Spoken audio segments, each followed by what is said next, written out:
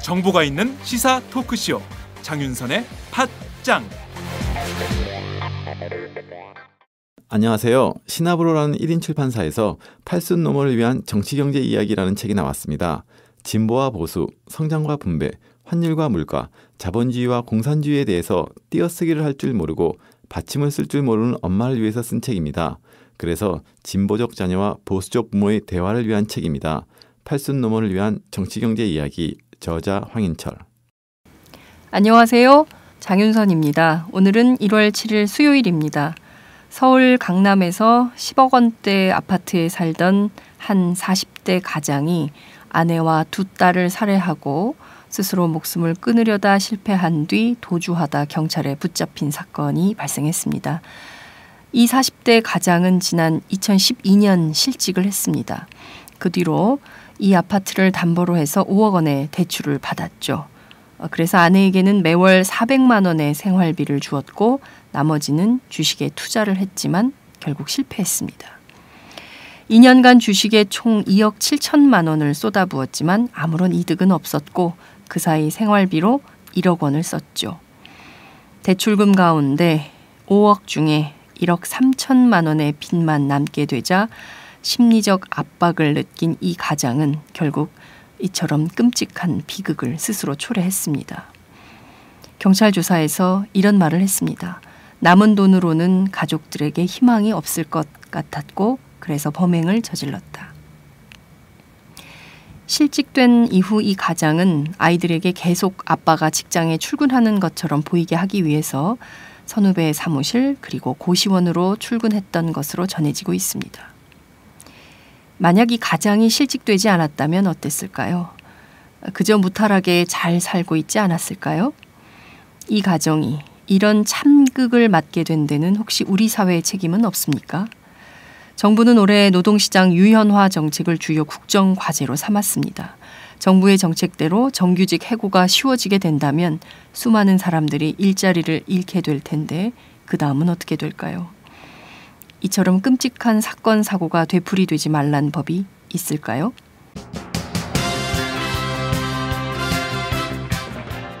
오늘 팟짱은 모두 5곡지를 준비했습니다. 체감 온도 영하 12.8도, 한파 속에서 해고 노동자들, 시민단체 회원들이 오체투지를 또 시작을 했습니다. 이 행진 중에 오마이뉴스 기자를 사칭한 구로경찰서 정보과 형사가 발각이 돼서 논란이 되고 있는 상황인데요. 이 현장을 직접 확인한 미디어오늘 이한희 기자를 연결해서 자세한 현장 소식 들어보겠습니다. 경찰이 언론사 기자를 사칭하고 불법 채증을 했다면 이것은 적법한 행위가 되는 겁니까? 집시법과 경찰관 직무집행법 위반에 해당된다는 법률 해석이 나왔습니다. 박주민 변호사를 통해서 자세한 법률 해석을 함께 들어보도록 하겠습니다. 대한항공이 국토교통부 공무원들에게 좌석 특혜를 줬다. 이런 의혹이 제기가 돼서 논란이 일었는데요. 그런데 사실 확인을 해보니 대한항공이 자발적으로 제공한 것이 아니라 그 반대로 국토부가 먼저 특혜를 요구했다는 주장이 제기돼서 파문이 일고 있습니다. 오마이뉴스 경제부 김지혜 기자를 통해서 정확한 사실관계를 짚어보도록 하겠습니다. 안철수는 왜? 최근 장안의 화제가 되고 있는 책입니다. 이 책의 저자이자 지난 2012년 대선 당시 안철수 캠프에서 활동했던 정현정 배재대 교수를 통해서 이 책을 내게 된 배경 그리고 의미 등에 대해서 짚어보는 시간을 갖도록 하겠습니다. 매주 수요일에 고정 코너지기를 자청한 분이 계십니다. 삼선의 국회 법사위원장인 이상민 새정치민주연합 의원인데요. 지난 2일 청와대에서 박근혜 대통령과 함께한 신년 인사회 그 비하인드 스토리를 함께 들어보도록 하겠습니다. 팟짱 시작합니다.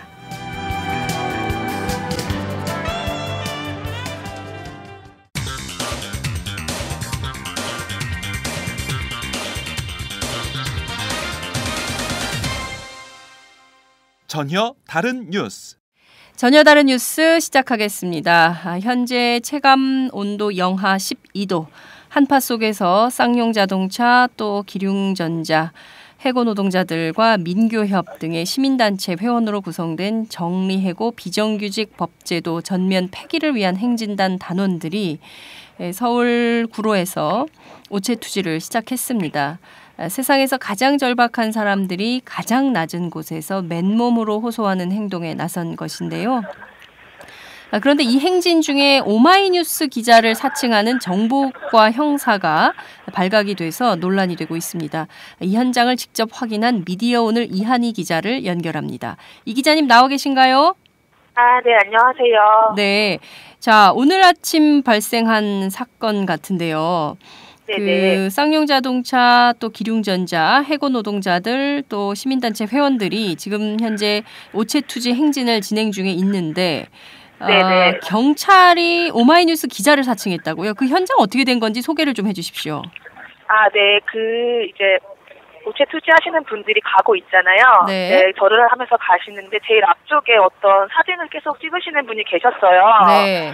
근데 저랑 이제 아는 다른 사진 기자분이 저한테 오셔서 저 앞에서 사진을 찍는 분이 오마이뉴스 기자라고 하는데 기자가 아닌 것 같다라고 말씀을 하시는 거예요. 네네. 한 번도 본 적이 없다. 그리고 제가 실제로 보니까 카메라에 보통 이제 언론사 같은 경우는 표식이 되어 있는데 아무런 표식도 없더라고요. 네. 그래서 저희는 이제 기자를 취재하는 매체이기도 하니까요. 그렇습니다. 가서 오마이뉴스 기자가 맞으시냐라고 물어봤죠. 네. 그러니까 맞다고 답을 하시더라고요. 네. 그래서 명함이 있었습니까? 그분한테 오마이뉴스면? 아니요. 명함은 없었어요. 그래서 제가 사실 확인을 한 번 더 하기 위해서 제가 그날 오전에 이제 기자회견 할 때 오마이뉴스 취재 기자가 온 걸 봤었어요. 네네. 그래서 제가 혹시 오늘 취재 기자 같이 오시지 않았냐라고 한 번 더 물었죠. 네. 그러니까 취재 기자가 같이 왔다고 답을 하시더라고요. 네. 그래서 제가 이제 또 약간 질문을 바꿔서 제가 취재 기자 이름을 알거든요. 손지은 기자. 네. 그래서 제가 그럼 손지은 기자 어디 갔어요? 라고 물어보니까 약간 당황하면서 잠깐 어디 갔다라고 답을 하시더라고요. 네. 네네. 그렇게 해서 이분의 신분은 확인이 됐습니까? 네, 그렇게 하다가 나중에 이제 약간 저랑 얘기하는 걸 들으시 행진단 주최 측께서 이제 화를 약간 내시면서 기자가 아닌 것 같다라고 하시면서 소란이 약간 벌어졌어요. 네. 그러면서 변호사께서 오셨거든요. 네네. 권영국 변호사요. 네, 권영국 변호사 오셔서 당신이 공무원이면 불법 체증을 하는 거다라고 말을 하면서 신분증을 달라고 하니까 신분증을 오늘 들고 오지 않았다. 네. 라고 답을 하더라고요. 근데 나중에는 결국 그 구로경찰서 정보과 과장이 와서 우리 정보과 직원이 맞다. 라고 확인을 해줬습니다. 네. 그러니까 오마이뉴스 기자라고 한 사진 기자는 오마이뉴스 소속이 아니고 구로경찰서 정보과 형사였다는 거죠? 네, 그렇죠. 그런데 저희 오마이뉴스 기자가 지금 취재 기자는 손지은 기자, 그리고 사진 기자는 유성호 기자가 지금 현장 동행 취재를 하고 있는데 이 정보과 형사는 굉장히 간도 큽니다. 동료도 아닌 기자들이 지금 그 취재를 하고 있는 상황에서 거짓말을 서슴없이 했다는 얘기가 되는데요. 보니까 지금 오체 투지하는 행진단에서 그 보도 자료로 낸 것 같습니다. 그래서 이분은 지금 그래서 어떤 상황에 있는 겁니까? 불법 채증을 한 것이 확인이 됐는데 그러면 구로경찰서 차원에서 어떤 사과나 뭐 이런 게 있어야 될 것 같은데요. 그 부분은 좀 어떻게 진행이 되고 있습니까? 그런 게 있어야 되는데 이제 그 현장에서도 변호사께서 계속 이제 구로경찰서 정보과 과장한테 요구를 했어요. 채증을 할 권리는 있지만 사실 채증이라는 게 불법적인 상황이 지금 벌어지고 있거나 아니면 벌어지게 될 것 같은 아주 위급한 상황에서만 가능한 건데 왜 채증을 했냐라고 수차례 문제제기를 했지만 당연히 그냥 경찰은 채증할 권리가 있다라는 말만 반복을 했고요. 이제 저도 취재를 하기 위해서 입장을 물었지만 취재에 응하지 않겠다라고 답을 하고 그냥 가셨어요. 정보과 그러니까 구로경찰서 정보과장이 우리 직원이 맞다. 여기까지는 확인을 했지만 그 밖에 오마이뉴스 기자를 사칭한 점에 대한 사과 그리고 이 불법 채증한 내용에 대해서 어떻게 조치하겠다라는 것 아무것도 없이 그냥 현장을 떠났다 이런 얘기인가요? 네네. 그럼 지금 현장에 경찰이 아무도 없습니까? 아니요. 일단 그 체증을 했던 그 사람들은 이제 경찰차를 타고 어딘가 지금 안 보이는 상황이고요. 예. 그냥 이제 교통 질서 정리하시는 분들이 있잖아요. 네네네. 도로교통 그분들이, 단속하는 분들. 예. 네. 그분들이 약간 남아 계셨어요. 저는 지금 기사를 쓰러 또 딴 데 잠깐 왔고요. 네. 그러면 지금 현장에 한 약 80여 분이 노체 투지 그 행진을 하고 있는 걸로 알고 있는데요. 구로에서 오전 9시 30분에 출발을 했는데 지금 어디까지 와 있습니까? 지금 심도림쯤이고요. 네. 아까 약간 갈등 상황이 벌어지면서 잠깐 멈췄고요. 네. 그리고 심도림에서 점심 식사하시고 다시 이동하신다고 하네요. 네. 그러면 그 오체투지 행진은 예정대로 계속 진행이 되지만 이 문제에 대해서는 뭐 오마이뉴스 차원에서도 문제를 삼지 않을 수 없는 이런 상황인데요. 여하튼 현장 취재에서 제일 중요한 것은 체증을 뭐 할 수는 있지만 이 체증은 정복을 입은 경찰만 할 수 있는 걸로 알고 있는데 이 부분에 대해서는 구로경찰서는 물론이고 경찰 당국의 해명, 사과 이런 게 반드시 필요하지 않나라는 생각이 좀 듭니다. 자, 오늘 말씀 저희가 여기까지 듣도록 하겠습니다. 현장은 지금 어떻게 정리가 좀 된 거죠? 지금 현장 아까 갈등 상황 정리됐고요. 식사로 가셨어요. 네, 알겠습니다. 오늘 상황 말씀 잘 들었습니다. 고맙습니다. 네, 감사합니다. 네, 지금까지 미디어 오늘 이한희 기자와 함께했습니다.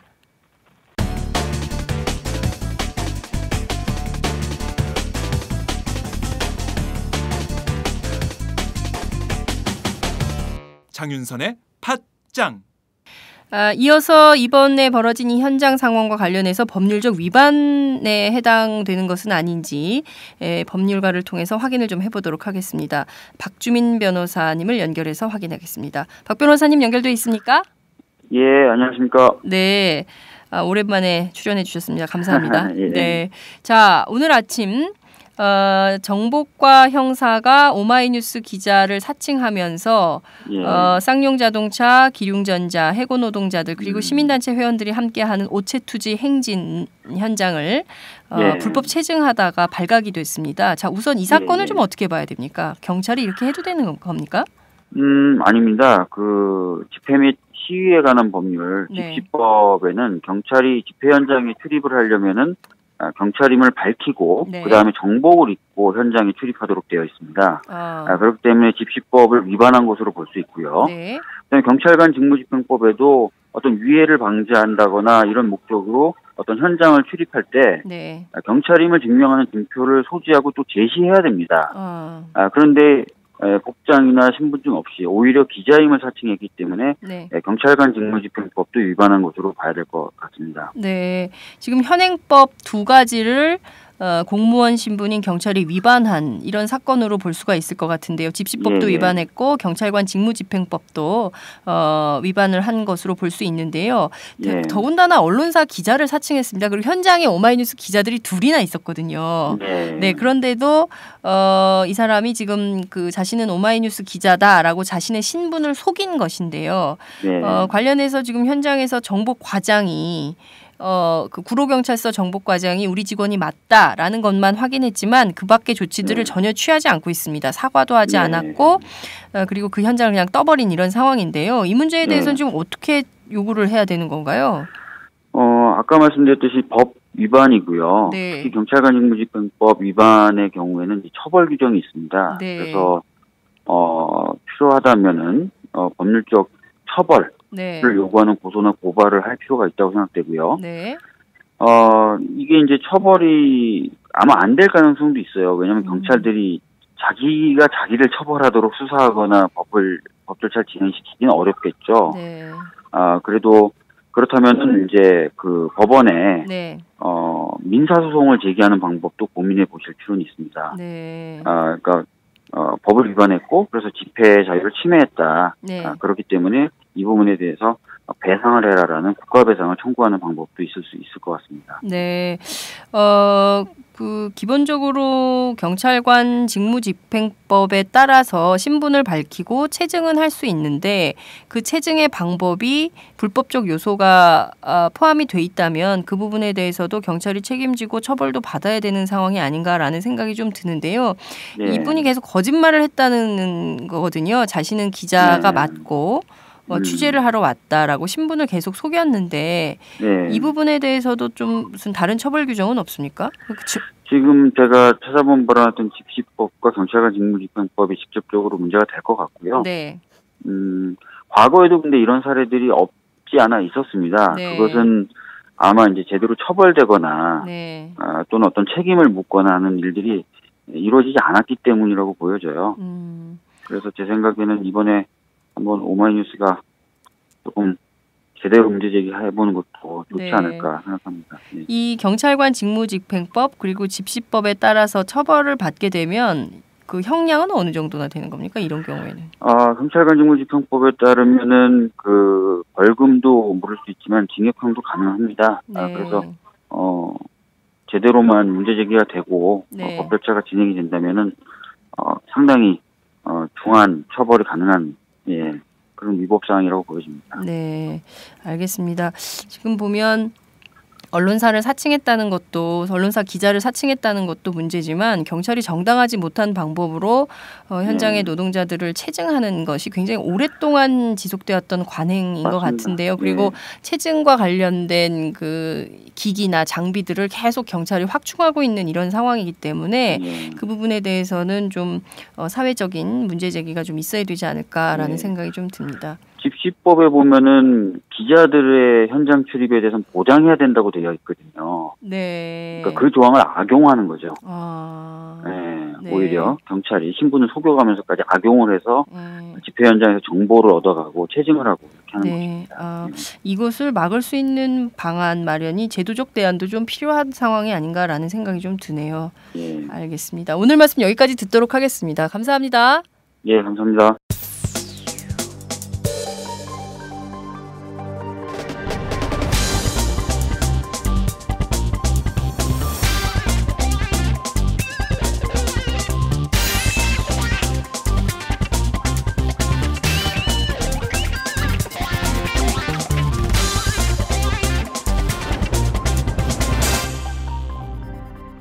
장윤선의 팟짱.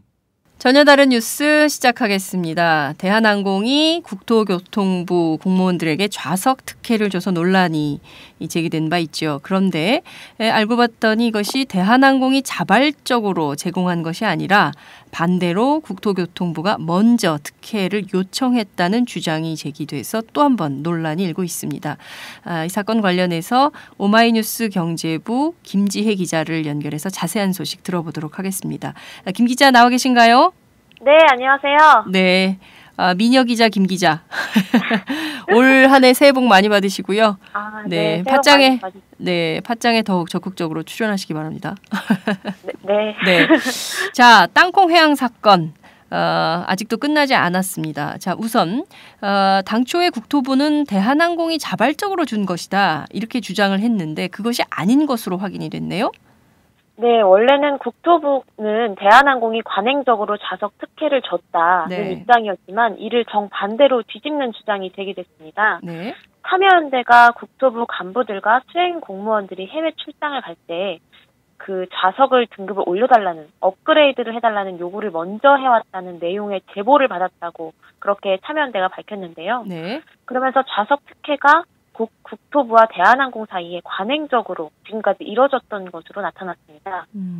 사실 좌석 특혜 논란은 예전부터 있어 왔는데요. 네. 국토부는 산하기관 공무원들의 좌석 특혜를 내부 감사를 통해서 2011년경부터 2013년까지 35건, 35건 정도를 적발을 했습니다. 네. 근데 이때마다 국토부가 내놨던 해명들은 참 일관적이었는데요. 네. 대한항공이 알아서 해준 거다. 이런 입장이었습니다. 네. 근데 사실 국토부 공무원들이 수백 명 정도 되는데 네. 대한항공이 그 사람들의 개인정보를 다 가지고 있다가 비행기 좌석 예약을 하면 알아서 업그레이드 해줬다 이런 말이 되는데요. 사실 이것은 납득하기 어려운 거죠. 사실상 그렇죠. 갑과 을의 처지로 보자면 대한항공은 어찌됐든 업자이기 때문에 국토부가 요구해 올 때 이것을 거절하기 어려운 이런 측면도 있지 않았을까라는 생각이 좀 들기도 하는데요. 참여연대가 관련된 제보를 받았다고 얘기를 하셨어요. 어떤 제보가 나온 겁니까? 네, 이 제보자는 국토부 유관 공기업의 간부라고 알려졌는데요. 네. 이 제보자 말에 따르면 대한항공이 먼저 알아서 좌석 업그레이드를 해준 게 아니고 국토부가 따로 대한항공에 연락을 해서 이를 요구했다는 겁니다. 네.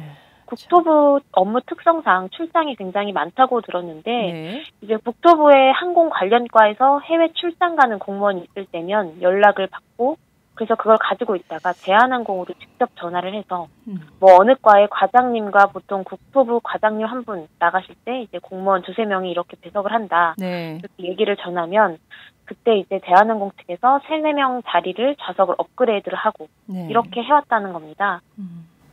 그러니까 공무원들이 이게 전부 그 국민 세금 가지고 출장을 가는 것인데 이코노미 타기 싫으니까 이것을 대한항공, 업자인 대한항공을 통해서 좌석 업그레이드를 받아서 출장을 다닌 거예요. 그죠? 네. 사실 국토부는 이런 특혜 문제, 좌석 특혜 문제를 인지를 하고 있었습니다. 아까 네. 말씀드렸다시피 또 35건 정도를 자신들의 이제 자체 감사를 통해서 적발을 하기도 했는데요. 네. 하지만 산하 기관들만 감사를 하고 정작 본부 직원들에 대한 감사는 단 한 번도 실시하지 않았다고 합니다. 예. 결국 이러한 관행적이고 조직적인 특혜들이 국토부의 관리 감독 기능을 상당히 무력화시킨 게 아닌가 이런 의혹이 듭니다. 네. 또 이렇게 허술한 관리 감독을 노리고 대한항공도 사실상 뇌물성으로 특혜를 제공한 것이 아닌가 이런 의혹도 듭니다. 사실상 이 부분에 대해서는 대대적인 국토부에 대한 감사 그리고 감사원의 감사가 반드시 필요한 이런 상황이 아닌가 싶고 조직적으로 그동안 오랫동안 이 조직적으로 특혜를 받아왔다면 이 부분에 대해서는 전부 처벌을 해야 되는 것이 아닌가라는 생각이 좀 드는데요. 대한항공이 판사 같은 그러니까 법조인들에게도 이른바 우리 사회의 그 고위공직자들, 고위직에도 일상적으로 이 좌석 업그레이드 특혜를 줬다. 이런 주장도 제기가 됐다면서요. 네, 국토부 직원들뿐만이 아니고 네. 대한항공이 판사 등 사회 고위직 에게도 일상적으로 좌석 특혜를 줬다는 내용의 주장도 지금 제기되고 있는 상황입니다. 네. 이러한 의혹들이 계속 꼬리에 꼬리를 물다 보니까 참여연대가 이와 관련을 해서 지난달 23일에는 감사원에 국토부에 대한 공익감사 청구서를 제출을 하면서 전면적인 감사를 요구하고 있는 상황입니다. 아, 정말 그랬을 거야라고 추론 혹은 추정은 하고 있었지만 이것이 실제 현실로 드러나니까 참 우리 사회가 얼마나 그 허술한 사회인지가 그냥 여실히 다 드러난 것 같은데요. 그러면 과연 대한항공만 그랬겠냐? 비슷한 업계에 있는 다른 항공사들은 그런 것을 관행적으로 그밖에 다른 고위공직자들한테 특혜를 줬던 것은 아닌가 이런 생각도 좀 드는데요. 자, 조현아 전 대한항공 부사장 오늘 구속 기소가 되는 건가요? 네, 서울 서부지방검찰청은 이제 기내 승무원의 업무를 방해하고 항공기 운항 안전을 위협한 혐의로 조 전 부사장을 구속 기소하기로 했는데요. 네. 검찰은 조 전 부사장이 사건 이후에 국토부 조사에도 개입했다고 보고 위계에 의한 공무집행 방해 혐의를 추가해서 재판에 넘길 것으로 전해졌습니다. 네. 또 국토부 조사 내용을 몰래 빼내서 땅콩 해양 사건을 덮으려고 공모한 혐의로 구속된 대한항공의 그 여모 상무와 네. 국토부 김모 조사관도 함께 기소할 예정입니다. 오늘 오후 3시쯤엔 검찰은 이제 그동안 진행해온 국토교통부 조사관들과 대한항공 측의 유착 의혹에 대한 중간 수사 결과도 발표할 계획입니다. 네, 오후 3시에 있을 검찰의 중간 수사 결과 발표, 그 내용에 온 국민의 촉각이 곤두서 있는 이런 상황이 아닌가 싶습니다. 법적 처벌 수위는 어떻게 되는 겁니까? 그동안 굉장히 많은 범죄적 행각들에 대해서 드러난 바 있는데 이것을 어느 정도 수위로 처벌할 것인가? 그것도 굉장히 중요한 관전 포인트 가운데 하나인데요. 네, 아까 말씀드렸다시피 오늘 위계에 의한 공무집행 방해 혐의도 추가해서 재판에 넘겨질 것으로 보이지만 네. 법조계에 따르면 조 전 부사장은 우선 항공보안법상 항공기 항로 변경 혐의로 처벌받을 가능성이 가장 높은 것으로 알려졌습니다. 네. 지금 검찰이 조 전 부사장에 대해서 4가지의 혐의로 구속영장을 청구했는데 네. 이를 살펴보면 항공보안법상 항공기 항로 변경, 네. 그리고 항공기 안전 운항자의 폭행, 네. 그리고 형법상 강요, 업무 방해 등 이렇게 4가지 혐의로 구속영장 청구가 됐는데요. 네. 여러 건의 범죄를 저지르면 각 제목별로 형량을 합산해 처벌하는 미국과는 달리 네. 우리나라의 경우에는 형량이 가장 높은 제목을 우선 적용합니다. 그 죄가 지금 항로 변경으로 보이는데요. 네. 이 항로 변경죄를 적용을 하면 1년 이상에서 15년 이하의 징역을 선고할 수 있습니다. 네. 하지만 실제 형량은 자숙과 반성 등을 고려해서 작게 나올 확률이 큰데요. 네. 징역 1년에 집행유예 2년 정도로 법조계는 예측하고 있는 것으로 보입니다. 네, 실제로 아직 그 재판이 아직 시작이 안 됐기 때문에 형량이 어떻게 될지는 좀 재판 과정을 좀 지켜봐야 될 것 같다라는 생각이 좀 들기도 하는데요. 어쨌든 오늘 나오는 검찰의 중간 수사 결과 그리고 재판 과정에서 조 전 부사장에 대한 범죄 행위들이 어떤 정도의 평가를 받게 될지 큰 사회적 관심사가 아닐 수 없다라는 생각이 좀 듭니다. 자, 오늘 말씀 여기까지 듣도록 하겠습니다. 감사합니다. 감사합니다. 네, 지금까지 오마이뉴스 김지혜 기자와 함께했습니다. 안녕하세요. 장윤선의 팟짱 애청자 여러분. 저는 김병기입니다. 전에는 편집국장이었는데요. 지금은 10만인 클럽 회원이자 본부장 맡고 있습니다. 그런데 10만인 클럽이 뭐지? 이렇게 궁금해하시는 분들 많으실 겁니다. 오마이뉴스에 자발적으로 구독료를 내는 시민들의 모임입니다. 지금 매월 후원해주시는 분이 몇 명이죠? 8,000명이요. 그럼 앞으로 몇 명을 모아야 합니까? 10만 명이요. 참 갈 길이 멉니다. 그런데 조중동 구독자는 많게는 100만. 이래서 진보 언론 살아남을 수 있을까요? 10만인 클럽 후원으로 만들어지는 팟짱 응원하고 싶으시다고요? 지금 전화주세요. 02-733-5505로 전화하셔서 내 손번호 274를 꾹 누르세요. 오마이뉴스 기사의 모든 기사 하단에 동그란 주황색 배너를 누르셔도 됩니다. 여러분들의 참여로 팟짱이 웃음소리 더 커질 수 있습니다. 감사합니다.